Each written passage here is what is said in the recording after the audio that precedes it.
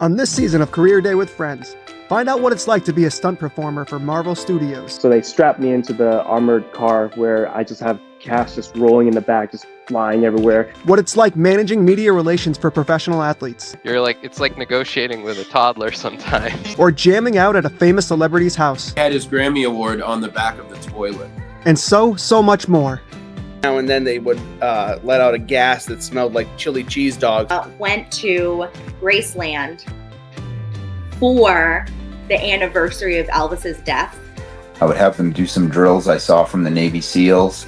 Sitting there with binoculars and staring at baboon butts all day. And the one and the one make two. Oh, yeah. When they come together, it's only greatness, brother. The cream of the cream. I'm your host, Ryan Haynes, and this is Career Day with Friends.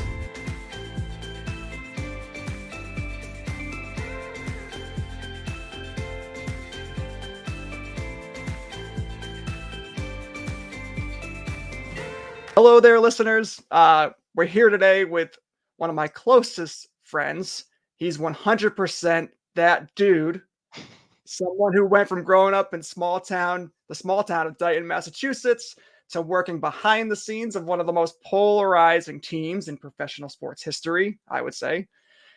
He also cost St. Joseph's CYO basketball a shot at the 7th grade title in 2003. I'm still holding on to that a bit with his last second foul. Here with us today, Mr. Chris Peixoto. Thanks for joining us, Chris. Thanks, Ryan. Really happy to be your first guest. I totally forgot about that foul in 7th grade, so thanks for bringing back that traumatic memory. On a free throw, on our free throw. You just had to back away, Chris. You just had to back away. I guess I was too jumpy. I don't know. Too handsy, man. That's the problem. All right, so I know I explained the premise of the show to you off air, but basically I'm just going to hit you with a bunch of questions. Okay. You know, a couple here or there might be personal, a couple might be professional. We're just going to kind of keep it loose. Okay. So what do you say? You ready? Ready. Give the people what they want? Yeah.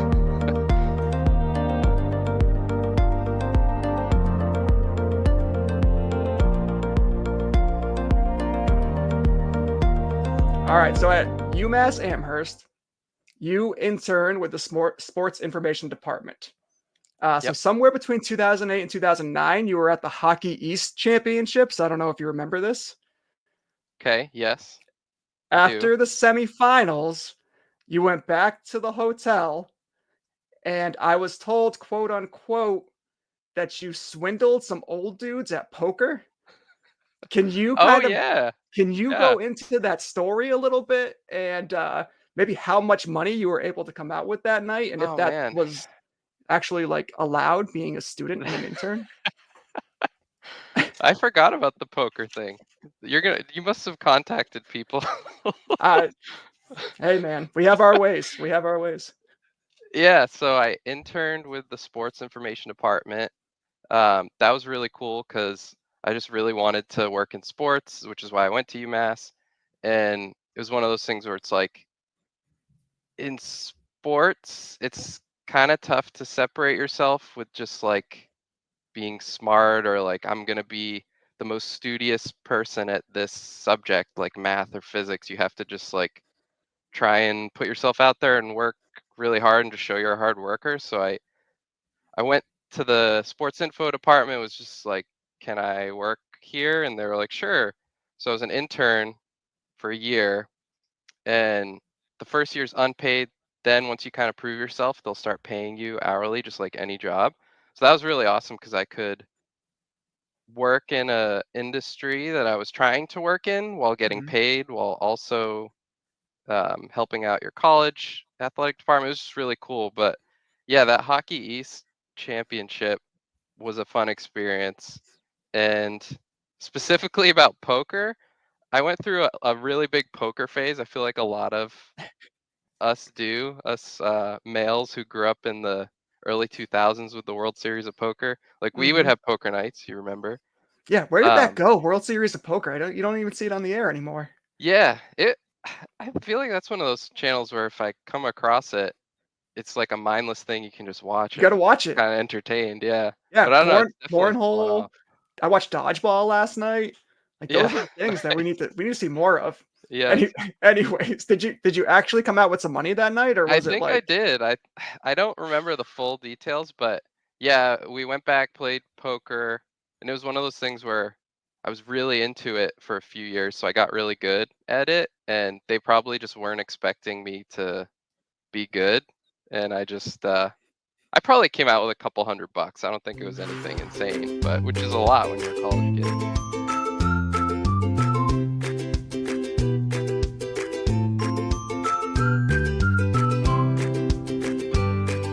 yeah, I was told that the response was like, who the heck are these guys? Where did they come from? Who are these Really? youngins? Yeah, yep. So speaking of like playing cards and poker and whatnot, Yep. I know when you were working with the Astros, you did quite a bit of traveling with the team, especially like towards the end of your career with them. Can Yep. you tell me a little bit about what those flights were like and what that Yeah. travel was like? Was it like players throwing down like in the movies, like 10 G's on like one hand and you just had chips in the middle and they're smoking cigars and drinking whiskey? Was it like that or was it a little bit more subdued? Yeah, it depends on what just happened in the game, I would say, or like the type of season that you were having. Um, those flights are some teams have their own planes that they own and charter. The Astros used one of the airlines to charter planes, so it's just like a regular plane. But the cool thing about it is you don't have to go through security. You just get on a bus at the ballpark. They do security there. You hop on the bus. It drives you right onto the tarmac. You get out of the bus, walk up the stairs into the plane. Most of the time, you'd get your own row so you could spread out. Sometimes you'd have to share with some of the other staff members. And then when you walk in, the players eat so much food. Understandably, pro athletes need an insane amount of calories. So on every seat, you'd walk in and there'd be like some sort of appetizer there, whether it's like a Chick-fil-A sandwich or sushi or something for them to get started. And then there was full meal service after that.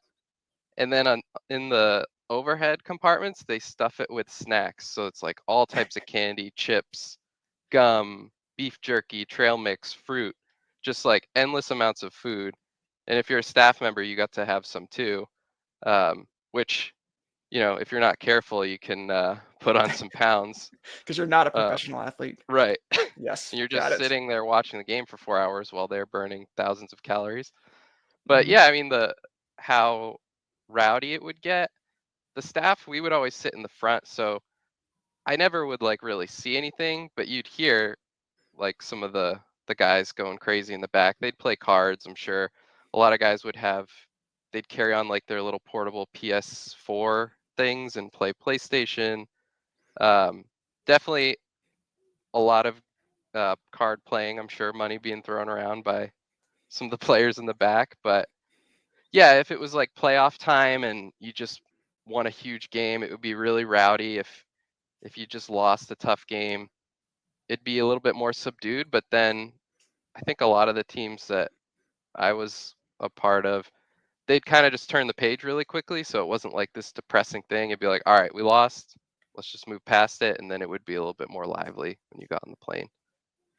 I never thought of a Chick-fil-A sandwich as an appetizer. Yeah. That was what I took out of that whole Yeah. story. Or a Red Robin burger. Oh, That's an appetizer too.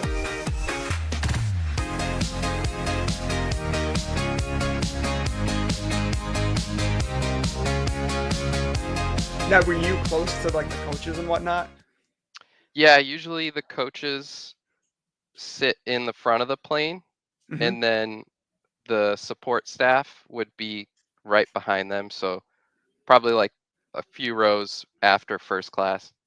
Okay, so it's not like you're sitting there like mingling with Dusty Baker and mingling with AJ Hinch. You're just kind of like chilling with people from your department and keeping Yeah. yourself busy. Because a lot of the coaches are reading scouting reports for the next game. They're trying to relax too after a long day, long series. And then, sometimes the players they'd run out of M&Ms in the back and they'd come up to our end and steal ours, and they'd joke around and stuff when they'd come up there to take our candy. But yeah, it was pretty subdued. Was it like you're sitting there eating your peanut M&Ms and they just like grab them out of your hands and run to the back? Is that how that went Not down? to that level, no.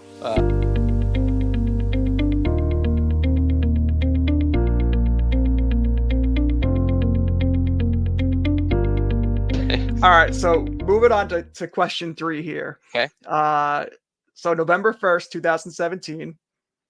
I'm sure you Yep. know what that night was. You're at Dodger Stadium, 2 outs, bottom of the 9th, Game 7 of the World Series. You got Charlie Morton on the mound, delivers that inside fastball to Corey Seager. He grounds out to Jose Altuve. In that moment, what was your responsibility? What were you supposed to be doing? How were you responding? Like, how were you able to kind of keep your cool and focus on the job when there was probably just pure chaos?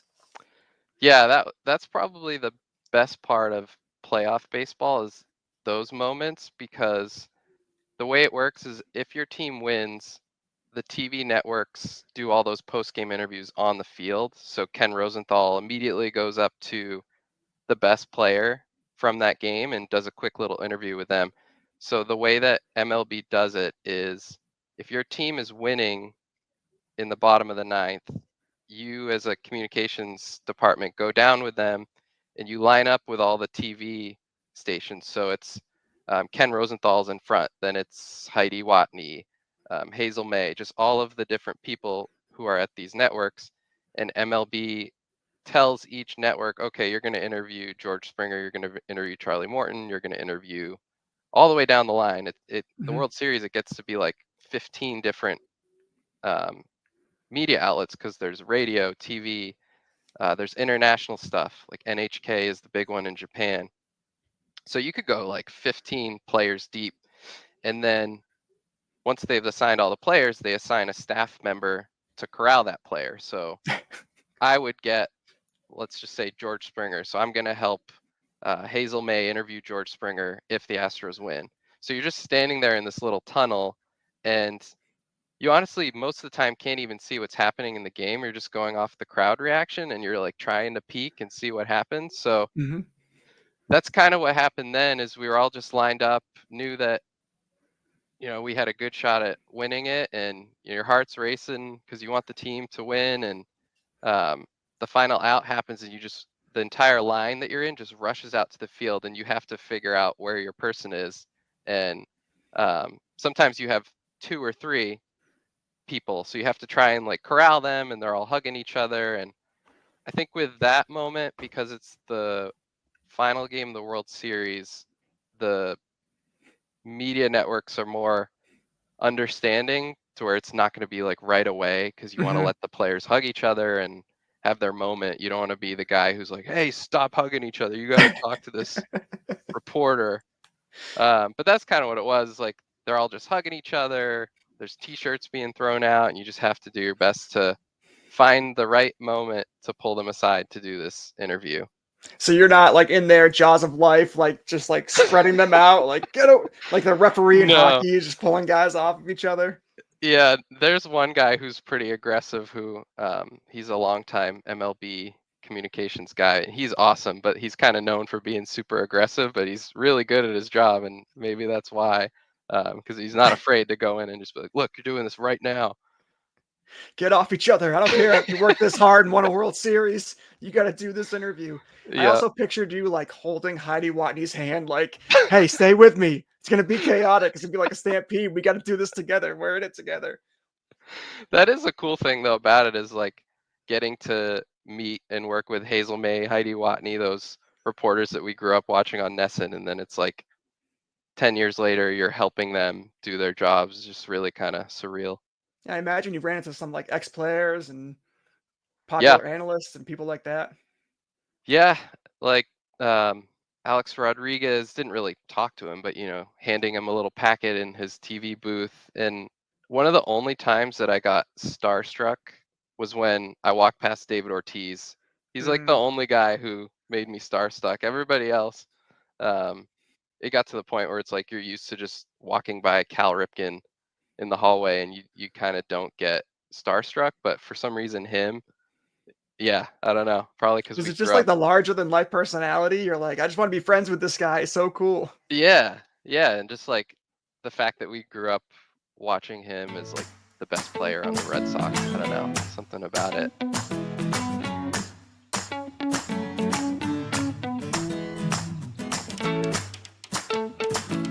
So on a day-to-day basis, was it kind of similar where your job was like after the game, you're gonna go, you gotta like corral the players, get them to their interviews, just like touch on like, what your job might have looked like from like start of the day to end of the day. Yeah.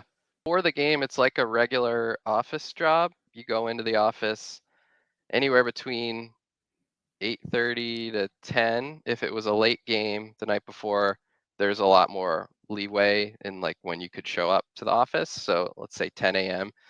And then you're preparing all the materials for later in the game. So communications departments in baseball put together this packet of materials. They call them game notes. So it's things that are happening about the team. If you're on a 15-game winning streak, you want to find all these facts about it so that the TV networks can put them on the broadcast. So it's like the Astros are the first team to have this long of a winning streak in 100 years, and then you can extrapolate on all the things the players are doing, the pitchers, and then aside from that, the stuff that's happening off the field too. So if there's like a community service event happening, maybe there's a big trade, just all these things about the team that you want people to talk about.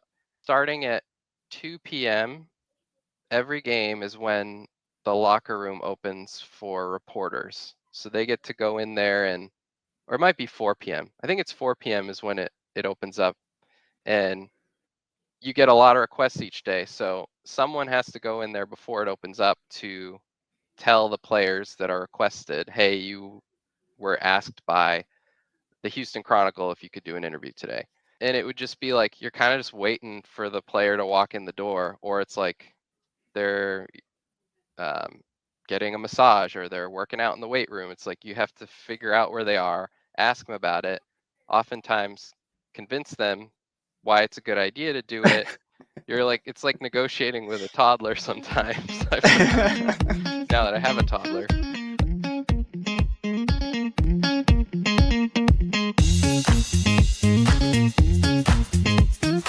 And then at 4 p.m. is when the locker room actually opens and all the reporters are in there.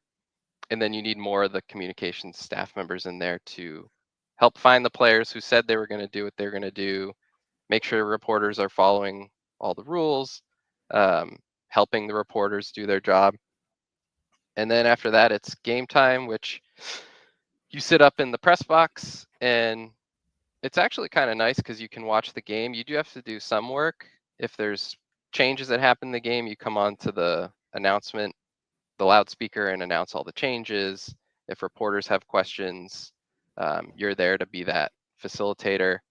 And then after the game, it's kind of like that, what you said with the playoffs, where you then need to do the post-game interviews. And that was often handled by my boss, the head of the department, Gene. But it wouldn't just be one person. There was always someone else down there helping. So sometimes it would be me. Sometimes it would be Steve, who was, I guess, one of my other bosses. So you kind of just like rotate, divide and conquer, with Gene taking usually the manager and like the player of the game.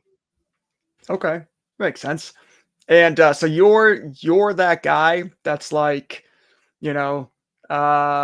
George Springer is the first guy since 1942 to have, a double, a stolen base, a hot dog, a beer, and, still be able to, win the game. You were that guy. Okay. Yeah. And some of those stats I get like, I shake my head at, because it's like, come on, like, really? But yeah, our department, you try to come up with those little facts and hand them to the TV broadcasters. A lot of the broadcasters have their own people who do it, but yeah, that's the communication staff is coming up with a lot of those crazy notes.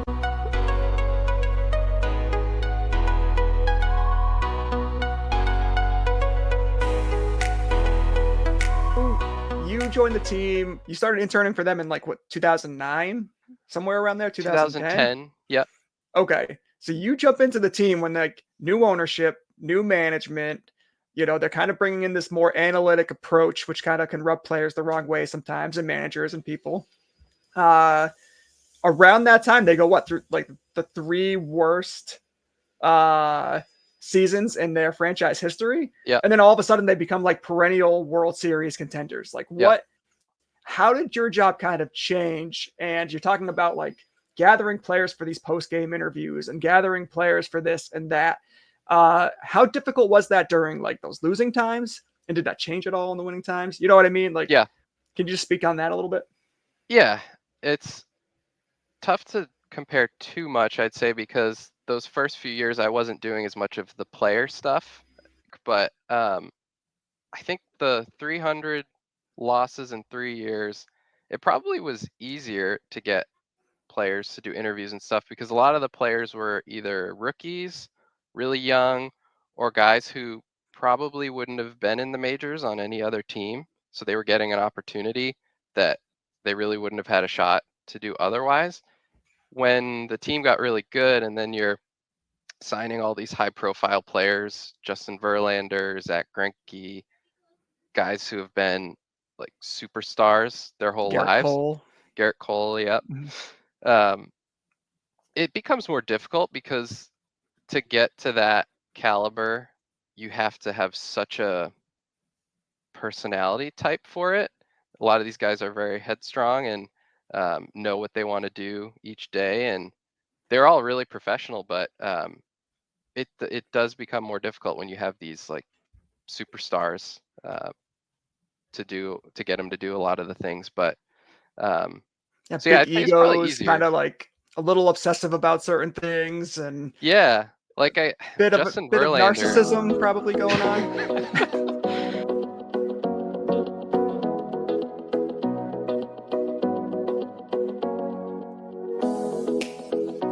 Like Verlander, there's a reason why he is so good at what he does, and that extends to like the media side of things too, where he was the only player that I worked with that would ask you like what kind of ratings the show has that he was about to go on, or would ask like, what do you think they're going to ask me? And then would try to like probe you for some talking points that he thought might come up. So really, he thought beyond just like, okay, I'm going to do this interview, I'm just going to show up. Like he wanted to know all the details behind it, so you had to be on your game. Yeah, you want to prep so you don't say anything that might come back to haunt you. Yep. You see that all the time in sports where like guy said something and now they've insulted, this player and this player and this coach or this fan base or whatever the case may be. Yeah, if they're not careful with their words. All right, so we're going to kind of go a little quicker here. Okay. Some like quicker question scenarios. Okay. Cooler moment. You had talked about working before the show off air, public relations for Justin Verlander's no-hitter at the Rogers Center in 2019. And you also talked about picking up Jose Altuve for his major league debut at the airport. So of those 2 moments, what was kind of the cooler moment there? I think probably the no-hitter in the moment was like, if you're just looking at in the moment, I'd say the no-hitter because it was so exciting. But looking back on it, the Jose Altuve thing is really cool because it's like, I was the first guy to pick him up from the airport and was like, this guy is going to be on our team. Like he just didn't look like any of the other players. And then to then go, how many years later, was it like 12 years later, and he's probably going to be in the Hall of Fame. It's cool looking back on. So I'd probably choose that one, but in the moment, the no-hitter was really exciting. Yeah, I mean, I imagine like the car ride was probably a little awkward, Yeah, kind of quiet. A lot of English there. Yeah. Yeah, exactly. But Mhm. you're right. You were the first face of Major League Baseball that he saw. Yep. Which is interesting. I'm sure he'll remember you too and remember that moment. So he'll remember that moment for the rest of his life. Yeah.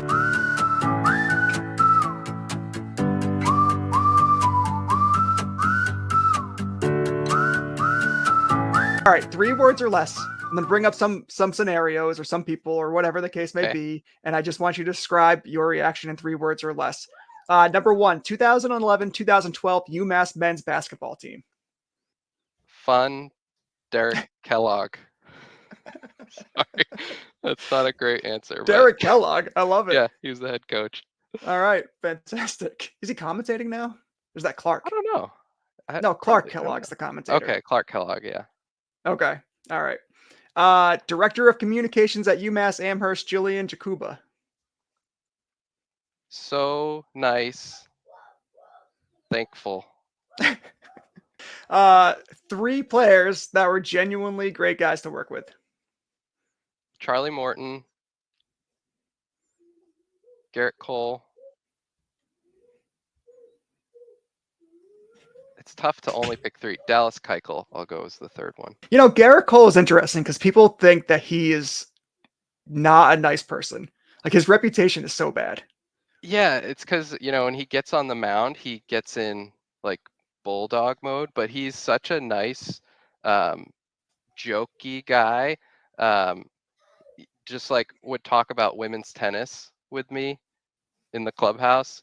Just like such a good dude. But yeah, then you see him on the mound and he's like complete bulldog, and that's why he's so good. I remember telling somebody that I was like, my friend Chris, he works for the Astros, he works in media relations, he meets some of the players, and I was like, I'm pretty sure he said that like Garrett Cole was one of the coolest guys in the team, and the guy was like, really? I think he's kind of a jerk. Like, he just seems like he would just be one of those guys, and I'm like, not from what I hear. 2017 World Series.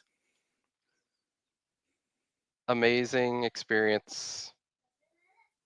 That's 2 words. Period. But, yeah, period. 2019 was the second World Series I worked. I would say stressful, not as fun. Harder to get interviews then, maybe?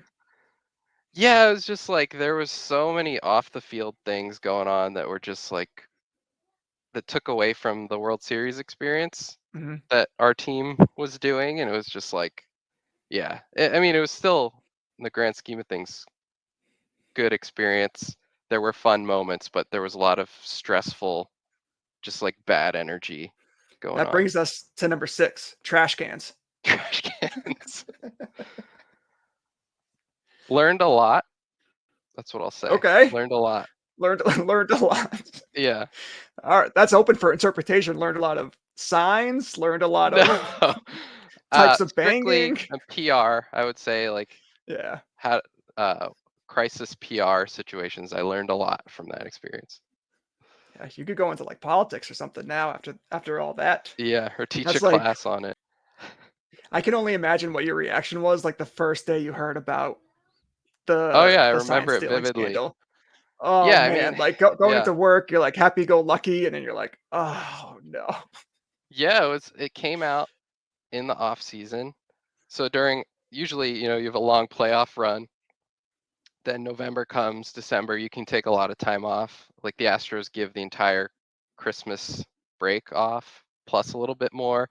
I remember I was on the treadmill and I saw the Athletic story come out, and I read through it as I was on the treadmill. I was like, oh my God, this is not good. And I remember texting some of my colleagues like, oh geez, this is going to be bad. And then, yeah, little did we know.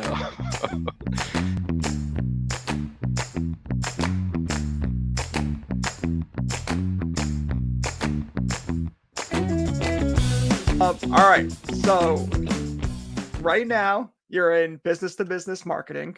So you've exited professional sports. You're like selling forklifts or marketing forklifts or something like that. I could see you getting reactions from people like, how can you leave baseball? How can you leave sports? Like you're living the dream. You're doing this dream job. But then like, you're talking to me outside of it and you're like, I'm working 13-hour days. I'm never home. Having weekends off is very difficult. Getting weeks off is very difficult. And it just sounded it was very cool, but it also sounded very demanding.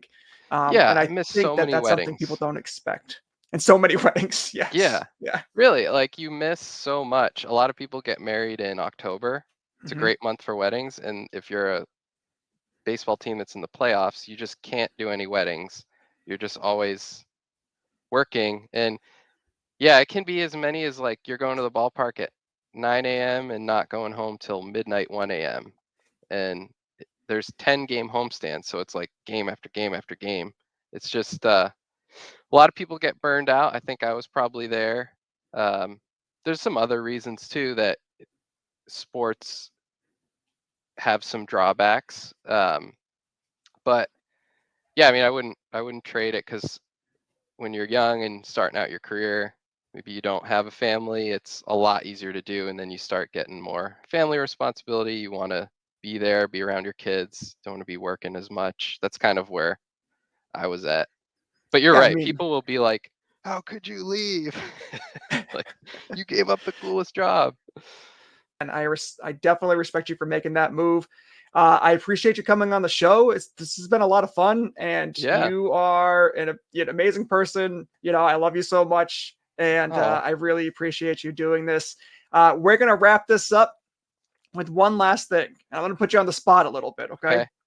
All right. So in 2004, the one and only Joanna Noel Levesque came out with the greatest song of this generation.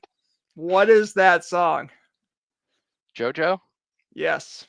What's the song? Oh, you're putting me on the spot. I know it. Just give me a second. Get out, leave right now. Yes. The end of you That's and not me. the putting you on the spot. So what we're going to do, I think not a lot of people know this except for me. That song, you sing a fantastic background. It's absolutely beautiful. So I'm going to hit the chorus. I want you to hit the background, and then we're going to wrap up the show. Okay. All right. And if everybody liked this episode, please follow us and like our pages on Instagram, Facebook, X, and you can listen to us on Amazon, Spotify, Apple Podcasts, and watch and listen to us on YouTube. So here we go. Ready? Let me get into it. All right. Leave. Get out right now. It's the end of you and me. It's too late. And I can't wait for you to be gone, because I know about her. And I wonder, have I bought all the lies? You said that you would treat me right, but you were just a waste of time. Waste of time. I know I hit a couple of the spots. And that's it. Just a chance to say